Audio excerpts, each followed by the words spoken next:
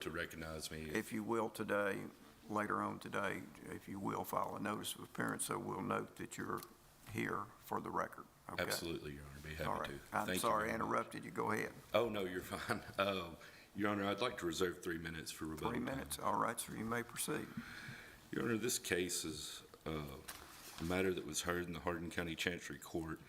Involves the sale and plat and layout of a number of lots in that.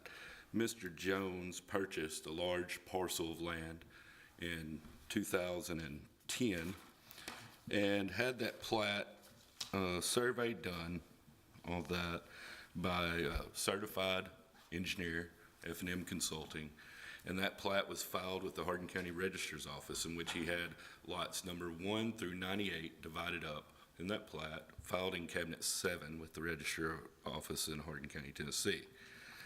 After that, there were a number of lots sold, and specific to this case, there was a lot 87 and 88 that were sold to Mr. and Ms. Smith. The lot 89 in that plat was never sold, and lots 90 and 91 were sold. There's also lot 86 that is spoken about in the case that was on the other side of the Smiths that was sold. At some point in 2019, Mr. Jones became aware that there was an encroachment. It appeared to be an encroachment upon lot 89, which he still owned, the only lot he still owned in this mix of lots. So at that time, Mr. Jones asked F&M Consulting, the original engineers in this matter, to go out and do an encroachment survey just specific to those lots, 87, 88, 89, 90. And when he received that, he went and filed that with the register or the tax assessor's office in Hardin County, Tennessee. Apparently they sent a letter to the Smiths which precipitated this lawsuit.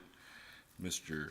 Jones filed a counter complaint for ejectment, and this matter went to trial.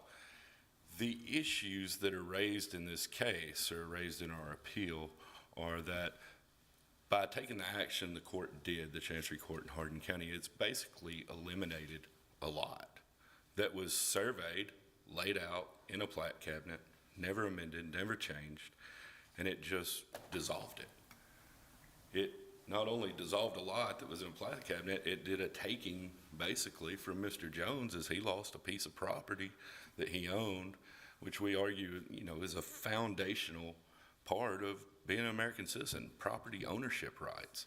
So by taking this action, the court had surveys. Did you make that argument in the trial court? Yes, Your Honor, it was made in the trial court. It's my understanding, Your Honor. Okay. I was not at trial. The surveys, according to the well-settled case law in Tennessee, a survey is to be given providence over boundary lines and boundary line measurements. And basically what I think the court, what's presented here is lay people with tape measures being given providence over surveys by engineering firms that have laid out the same exact survey twice on this lot. So we believe that the trial court's ruling— Wasn't the trial court asked to go out there and do what the trial court did? Your Honor, it's my understanding the appellees filed a motion for the trial court to go and look at the property. Did you object? Or It was not objected to. It was not? It was not objected to. It was agreed that they would go out and the trial court could see the property. Are you complaining? I want to make sure I understand what you're telling me. Yes, sir. Are you complaining about what the trial court went out and did its own measurement, or are you complaining about the significance that the trial court placed on that? Your Honor, there's no complaint about the trial court going out and doing a measurement. The complaint is that, yes, the significance would be, what did the trial court measure from? There was never any establishment as to where the boundary line was on either side of this property by the appellees. Well, did anybody object to that in the trial court? Yes, sir. I mean, I think that was brought up in the trial court a number of times, that there was a survey. Well, I understand what you're saying, that there's a survey, but did anybody object to the actual measurement that the trial court did? you're not doing that right, or that we don't know where you're measuring from. Yes, Your Honor. It's my understanding that when the trial court went out and started measuring, the surveyor from F&M was there, and my client was there, and his attorney, and they all said, wait, you're not measuring from the right spot. And the trial court informed them that her great uncle had been a land developer, and that she knew how to do this, and she didn't need their assistance. And that's my understanding. I was not there, Your Honor, but that's what I was told. Let me make sure I understand your argument. I realize there was a survey at the very outset where all the lots were laid out.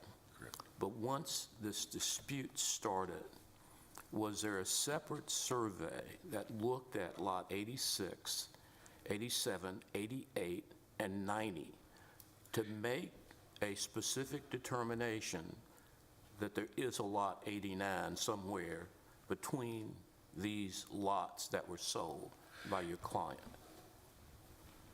Your Honor, that's a great question. There was a survey done in October of 2019 that precipitated of those specific lots that determined there was a lot 89. And upon... Is that in the record? It is, Your Honor. All right. It's an exhibit in the record. And that, in turn, precipitated this lawsuit by the appellees once they received notice of that survey from the tax assessor's office. And that was an exhibit in the trial. And it clearly stated there was a lot 89. And so that's our argument here, is that to go against engineering certified, state certified surveys and take the evidence of a measuring tape by lay people who are not certified to do such work is beyond the scope of what the law requires here. And it's been argued in Thomberg versus Chase that we cited, as well as Milton versus Powell. There's a deferential standard, and that deferential standard requires the court to look at the surveys. Did this surveyor testify at trial? He did not, Your Honor. He submitted the survey. There was no competing survey, so there was no reason to call him at trial, is my understanding. I assume that was introduced by stipulation It was, Your or agreement. It was. The issue with that is that now this lot 89 that is surveyed, that the whole state relies on these surveys, is gone, doesn't exist. Mr. Jones' property no longer exists. Now, was there an issue that could have been 3, 4, 5 lots down? Possibly. But Mr. Jones has no standing or right to assert those issues. He could only assert the issue as to his lot, which he did in his counter complaint. And so you said the surveyor didn't testify at trial. Yes, sir, correct. Did anybody testify at trial that the owner, the appellee that owned lot 87 and 88 encroached on 89? And if so, what was that proof?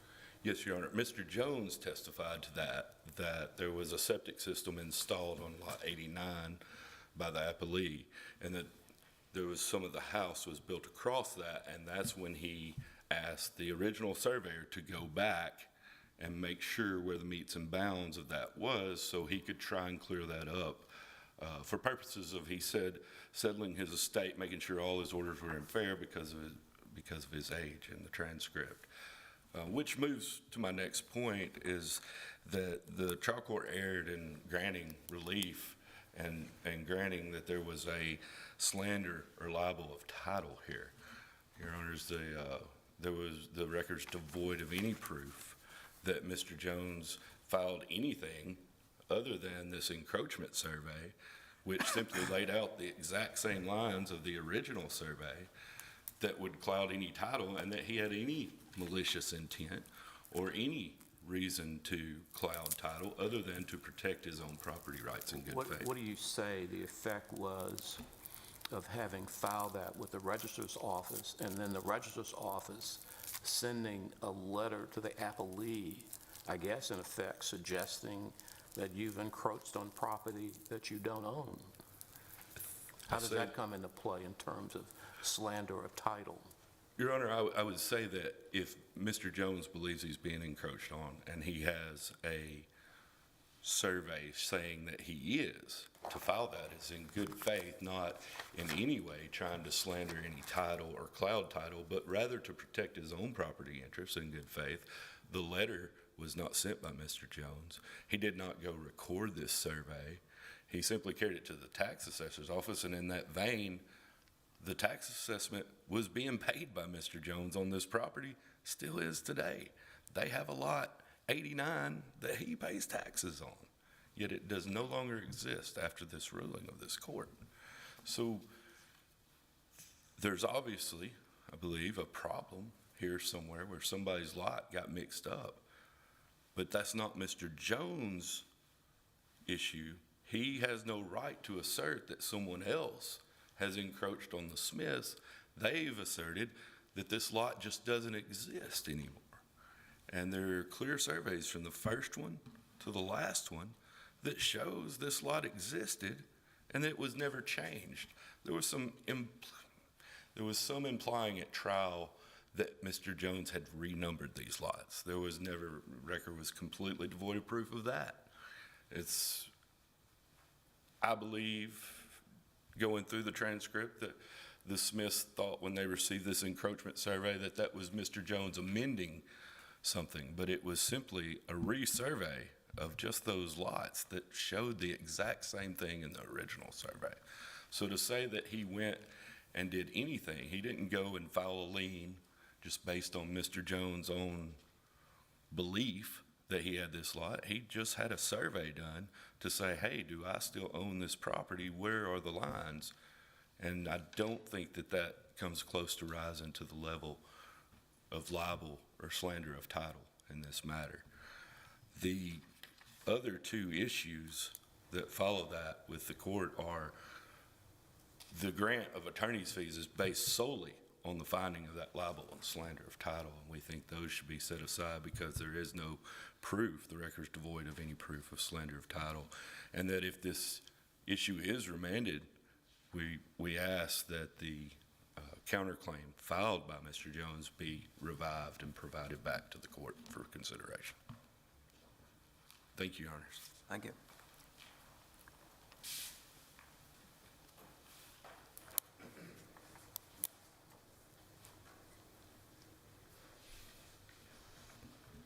Please, the court, my name's Terry Abernathy from Selmer.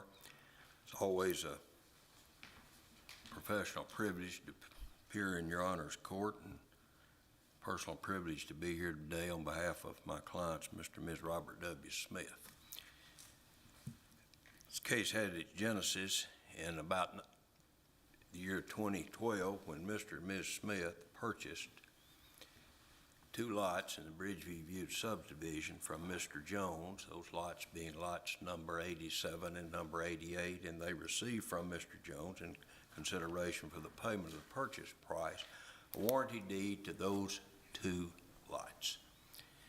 It is significant for this court, and if just a casual glance at this record would probably convince someone that the phrase 80 feet was used ad nauseum, but it's unavoidable because that's all the land that the Smiths own, is two lots 80 feet wide.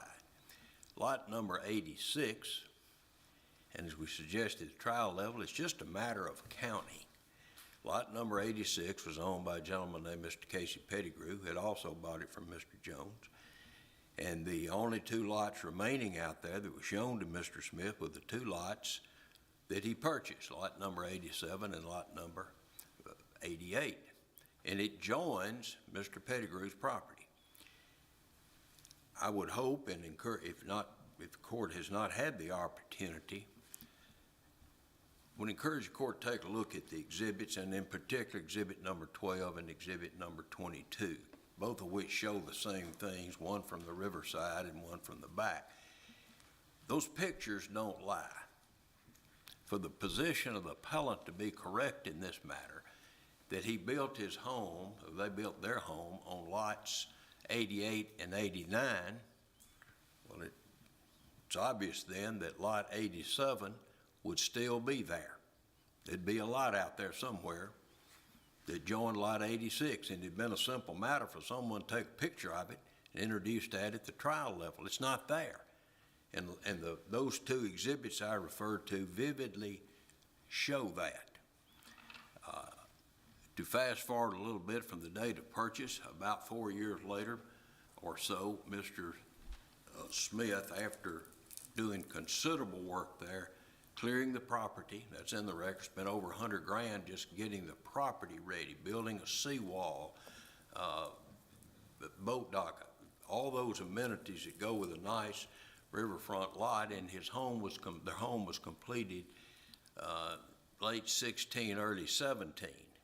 And it was only 7.5 years after they purchased the property that they heard any complaint from Mr. Jones. Mr. Jones was invited on numerous times to come to the property, meet with the Smiths, look at it, bring a tape, do whatever you want to do.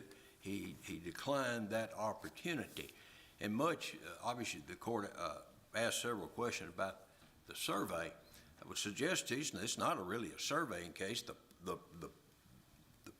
The lots are in fact laid out. We all agree with that.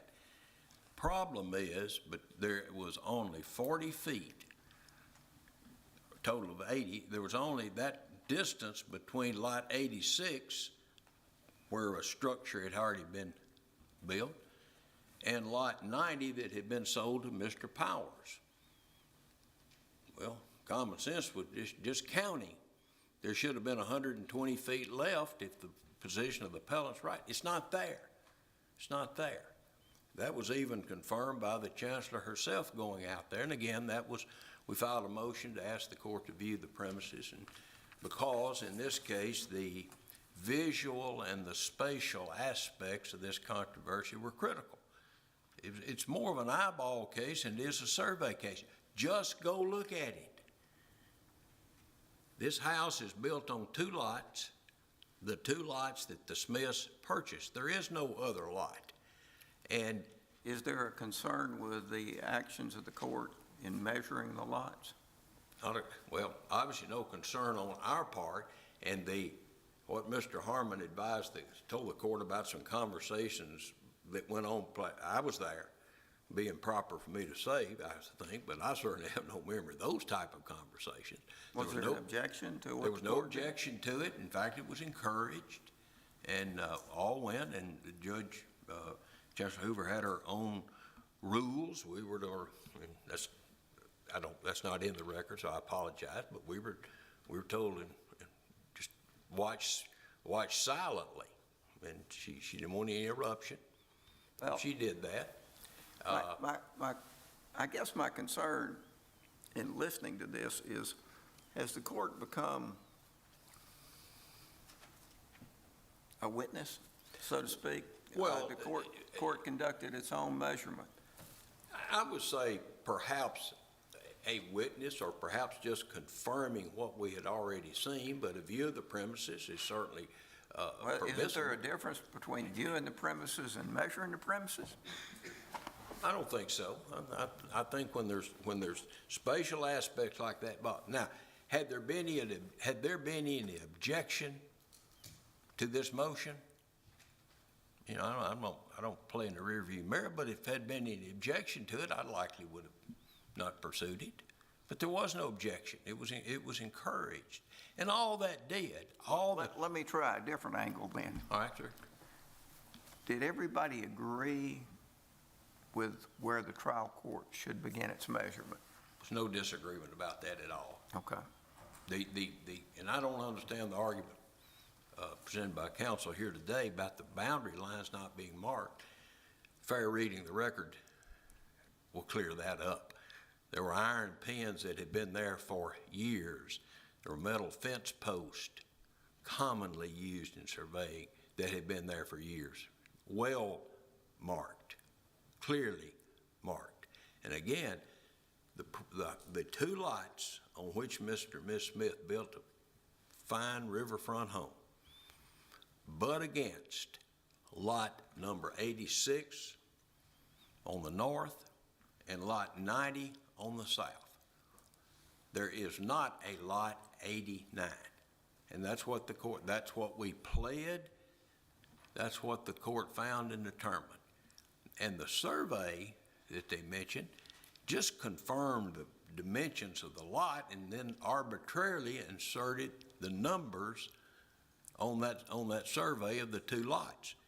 As we said in our brief, those lots that survey was significant because importantly, it showed that the house that the Smiths had constructed was on two lots and two lots only. That's what it showed. But then they said that's on lot 88 and 89. Well, even my public school education persuades me that if that were right, there would have to be 40 feet left between the property of Mr. Pettigrew and the property of the Smiths. It's not there. All you have to do is look at the picture and listen to the proof. It is not there. It's a misnumbering system. That's where it all went wrong. But there is no proof to the contrary that this house and the improvements on this property sits only on the two lots that they purchased and obtained a warranty deed to. There's no complaint about that. There was no complaint about Mr. Pettigrew's property or the improvements on his property being misplaced. There was no proof about the improvements on Mr. Power's property being misplaced. And it's significant to note that the improvements on both of the two adjoining lots were there when the Smiths bought the two remaining lots, numbers 87 and 88. And as to the libel, slander of title, and it seems to me that in all of the law, the libel and slander are interchangeable terms. In our brief, rely upon the cases that have been decided in this state where someone with a reckless disregard for the truth takes steps to place a cloud on the title of the property of another. And that's exactly what happened when that document was recorded with the arbitrarily placement of lot numbers on it, lot 87, lot 88, and lot 89. That slandered the title to the Smith's property, placed a cloud on it. There's no way they could You have to show a pecuniary loss in order to recover under slander of title. I think in this case, that if that is the requirement, and I think probably it is, that was satisfied by the court's finding that the damages here were equated to the legal fees. And I think there's support for that in the cases that we cited, where a landowner is left with no option but to litigate it. And that's what the case law says. We've provided that law, and in this case, the court said that the damages suffered were the damages were the cost and expenses they incurred in clearing up or removing the cloud on their title. There's ample case law support for that. Libel and slander of title is not an everyday action. We don't see that often, but is recognized cause of action. And the definition of it is pretty well spelled out in the case law that we have submitted. And so I think the answer is the pecuniary loss is there in the terms of the cost and expense of litigation. So in the cases that you cited, in those cases, there was no proof about some sort of loss, either by way of testimony from a real estate agent or the owner about diminution in value, and that you can just in those cases show that you incurred attorney fees, and that's pecuniary loss. Is that what your cases say? Yes, I think they provide that support. Yes, sir. The American rule just kind of goes out the window in one sense, if that is the case, because they have no choice but to litigate to remove that cloud on the title. And I think there's probably 3 cases we cite, and I think they all uphold that position. Yeah, which one? Ezel? Are you citing, does Ezel say that? Ezel, the Ezel versus Graves case is certainly a significant case. The Kensell Springs case and the Holder versus Seraldino case, all 3. Ezel, there was testimony from a real estate agent that because of some action or conduct, that the value of the property was less now. Correct. Do we have that in this We, case? no, sir. We don't have that in this case, but I don't think that is the exclusive means that you show a pecuniary loss. And I think that is supported by the other cases. It's, Which one? well, I think probably the Holder case does that. That I don't recall that there was any proof of actual pecuniary loss, and the one you're talking about, it obviously was just an opinion, certainly perhaps better than no opinion. But this is real pecuniary loss in this case. That's real money that had to spend to litigate this. And I think the cases support that can equate to your pecuniary loss, your damages. Those were awarded. The amount is not objected to. The reasonableness is not objected to. So we think that in all respect, and also in this case, the trial court dutifully fulfilled its responsibilities on, I believe, Rule 52, with an expansive finding of facts and law. Deference should be given to that. And we think in all respects that the findings of the trial court in this case should be withheld, and the court gave the reasons. Well, there's just, as we had alleged, the court was persuaded that there's just something askew in the numbering system, that there is just not a lot 89 there. And that's pretty simple to see. And again, I urge this court, if it's not had the opportunity to do so, take a look at Exhibits 12 and 22. It says far more than I could say if I stayed up here an hour. I think it clearly supports the position of the appellees in this matter. Pleasure being in your honor's court. Thank you. Mr. Harmon?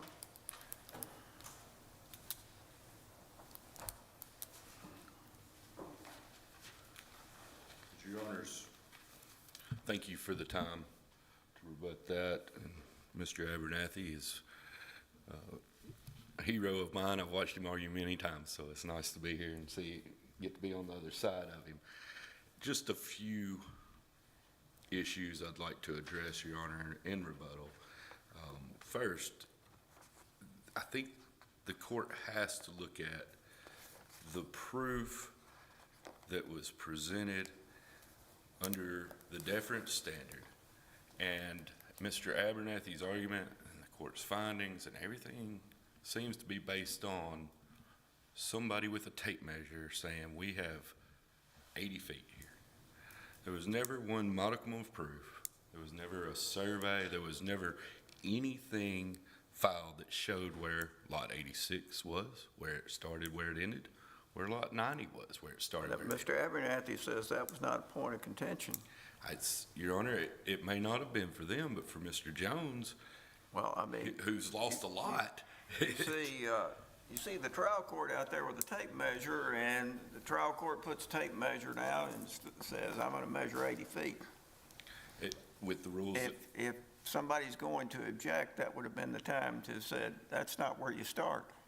I agree, Your Honor, but the rules where no one was to speak to her while she was out there. And I don't know that's what anything Mr. about those Abernathy rules. said. I mean, it may be in the record. I understand. And if the court's basing her ruling on her own measurement alone, then I think that's a whole nother issue for the Well, court to what about consider. that? What does that mean?